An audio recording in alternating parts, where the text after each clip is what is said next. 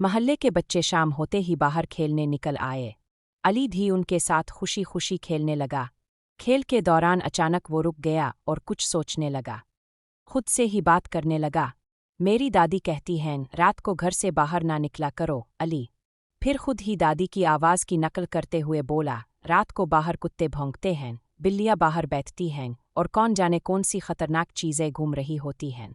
इसके बाद अली ने खुद से कहा, लेकिन दादी, बाहर तो मेरे सब दोस्त खेल रहे हैं, क्या वाकई रात इतनी खतरनाक होती है?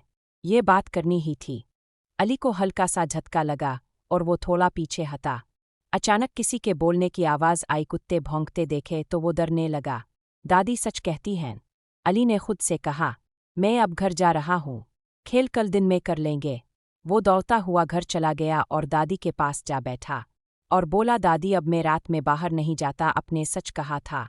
बच्चों, इससे ये पता चला कि बच्चों को रात में बाहर नहीं जाना चाहिए।